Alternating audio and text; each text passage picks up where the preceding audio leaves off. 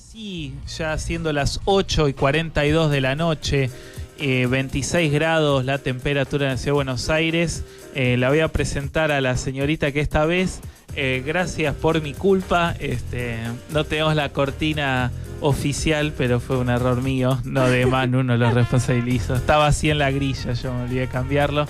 La señorita Soledad Arias, en su rincón de tecnología y ciencia, acá con un look nuevo. La señorita Soledad tiene así como un pelo así. Ahí está, qué grande, Manu. Ahora sí ya nos sentimos, viene la ciencia a nuestros cerebros. Se instala con esta canción. Sí. ¿Cómo estás, Sole? Muy bien, acá estamos. Bien, ¿qué nos vas a hablar? Ya tu antepenúltimo. Y bueno, se vino el calor, así que vamos a hablar un poco de por qué hace tanto calor en el sol malo. ¿El qué? El sol malo. El sol malo. Bueno, vamos a hablar un poco de eso y bueno, si querías aclarar lo del SIDA, sí. También. Bueno, después fuera del aire estábamos comentando que la mayoría de los tratamientos lo que tratan de hacer es impedir que el virus se multiplique. Porque uno puede tener el virus que puede estar inactivo más que nada por cuestión de números. Entonces, cuanto más se multiplique, es como que llega un momento en que se desata la enfermedad. Tiene que haber un cierto número. Entonces, eso es lo que se trata de controlar, básicamente. Aunque es verdad que hay otros tratamientos más avanzados que difieren según si ya manifestaste o no la enfermedad. Depende de si la persona responde o no. Es un virus muy cambiante. Entonces hay que probar cada vez miles de medicamentos diferentes porque va cambiando y se hace resistente, se hace nuevo y entonces todo el tiempo hay que generar cosas nuevas, nuevos tratamientos para incluso los mismos pacientes.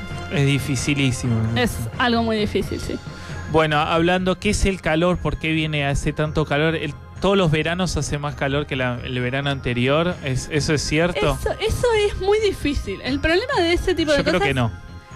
Yo creo que un poco no.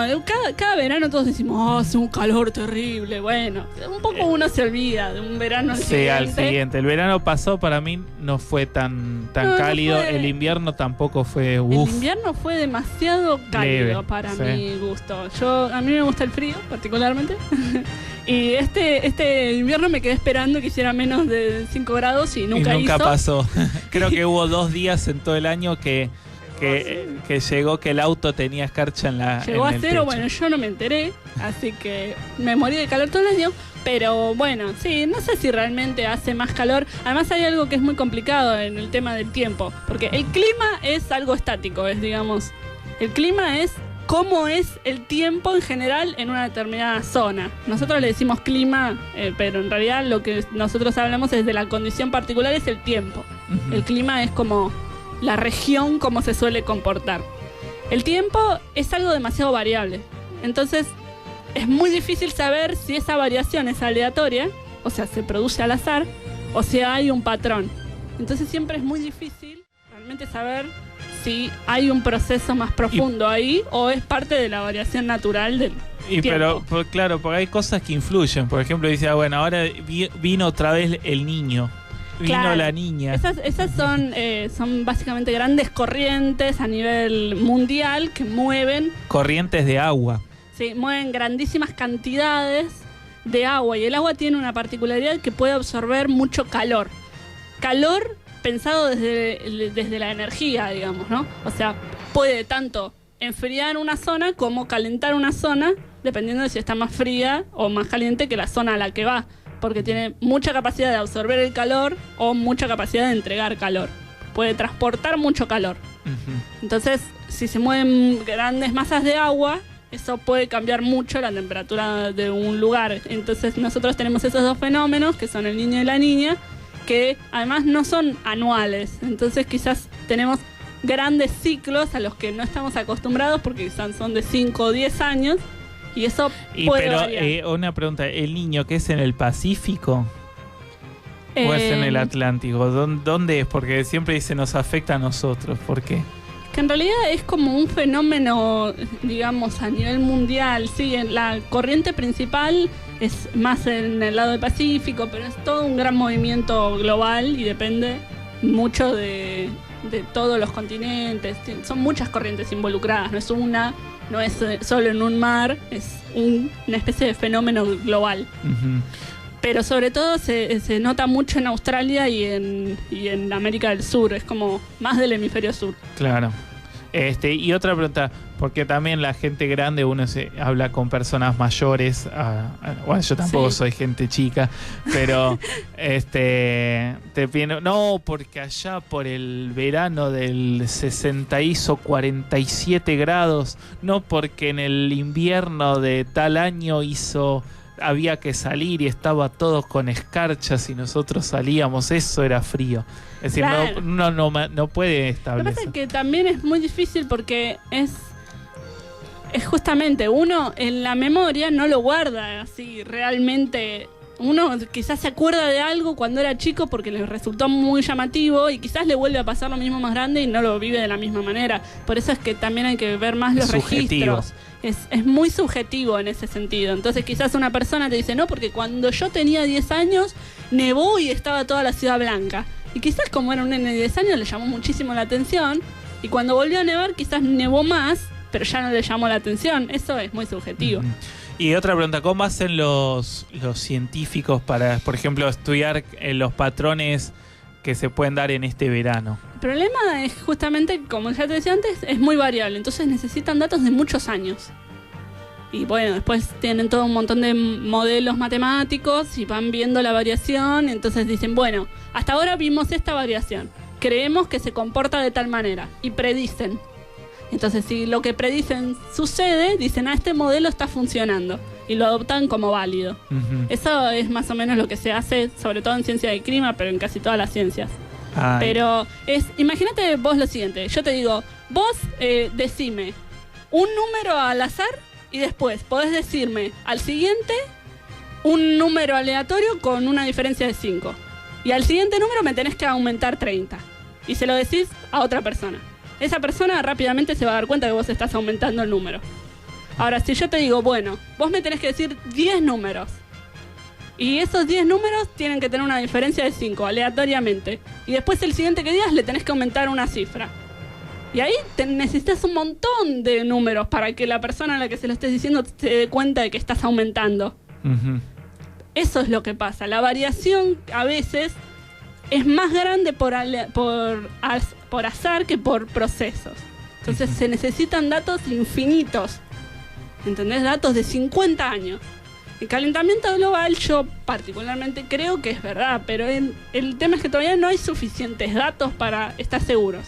Claro, para probarlo. Para probarlo y no también se puede. se hizo un negocio, ¿no? Obviamente también hay muchos intereses involucrados en todos estos temas y siempre está la condición humana, incluso en los estudios científicos, si le pagaron o no le pagaron, qué intereses defiende, eso siempre está atrás. Y entonces lo vuelve mucho más complicado. Sí, de hecho hasta, por ejemplo, en la tele es como un habituelo del clima. Si uno aprende a ver cómo está, a ver qué dice lunes, jueves, a ver martes, a ver cómo hasta el sábado, y toda la gente maneja, te cruzas con el portero, está pesado hoy, se habla mucho, es un tema muy habitual el clima. Es como llueve, tema y de arriba neutral. para abajo como siempre. Sí, es verdad, esa frase es muy graciosa. Pero sí, incluso también han cambiado las costumbres, es como... O quedar como ortiva, qué calor, y sí es verano. Esa es verdad también. Pero también cambiaron las costumbres, te decía, incluso antes, qué sé yo, hace 10 años no era muy común tener un aire acondicionado. Entonces, si hacía calor, uno prendía el ventilador o se tiraba en la Ahora cama, es casi indispensable. O bueno, te bañabas 5 o 6 veces al día con agua fría. Y uno vivía igual, está bien, sí, había gente que se moría de calor igual que ahora, no es que la gente no se muere de calor, pero no era algo tan común. Pasó a ser algo ahora todo el mundo tiene aire imprescindible. acondicionado.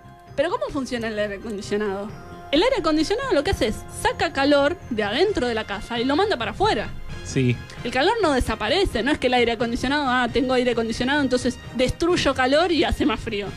No, el aire acondicionado saca calor de adentro y lo manda para afuera. Y eso hace que afuera haga más calor también. Sí, es cierto. No sé si alguna vez notaron en el subte. Donde están los compresores, donde... En el subte subterráneo, normalmente, uno no debería tener tanto calor en los subtes, porque abajo tierra cuesta más que se caliente. El aire caliente sube, abajo de la tierra no da el sol. O sea, estoy diciendo todas cosas que todo el mundo maneja hasta el momento. Entonces, ¿por qué hace tanto calor ahí? Un poco porque hay mucha gente y un poco porque adentro de las oficinas tienen aire acondicionado y el aire caliente lo mandan para donde pasan los trenes. Sí, a veces, por ejemplo, pasa en Puerto Madero también los patios de comida que hay en Puerto Madero tienen los grandes compresores hacia afuera que dan y uno está pasa por ahí, uno pasaste, es terrible. Y es para freír un huevo. Sí.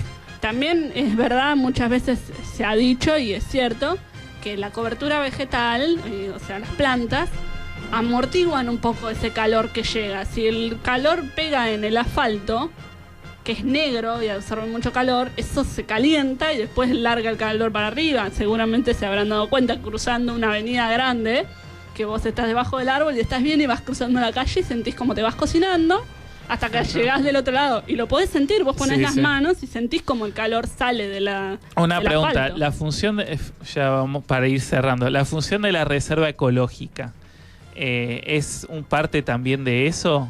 Sí, podría funcionar como un regulador de temperatura. El tema es que es un poco pequeña en relación a lo que es la ciudad y también la temperatura depende mucho del viento y de muchas otras cosas. Pero sí, es un lugar que más o menos podría funcionar. Tiene cierta contribución a mantener una temperatura. De hecho, si uno va y se mete adentro de la reserva, probablemente haga mucho menos calor que en otros lugares. Por las plantas, por la humedad. Eso pasa muchas veces. Última pregunta, ¿cómo ves este verano? Y mira, espero que no me agarre ningún golpe de calor acá en Buenos Aires. Yo soy de las personas que usan como filosofía de vida irse en diciembre y volver en marzo. Así que... Tenés la suerte.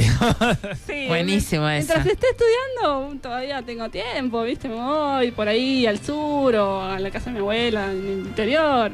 Siempre ando zafando. Esquivando. Sí, es mejor el verde. Además a mí me hace muy mal el calor. A mí por encima de 26 grados ya es mucho. Bueno, Soledad, muchas gracias por la columna. Esta vez tratamos el tema calor. Sigamos con algo de música con Led Zeppelin.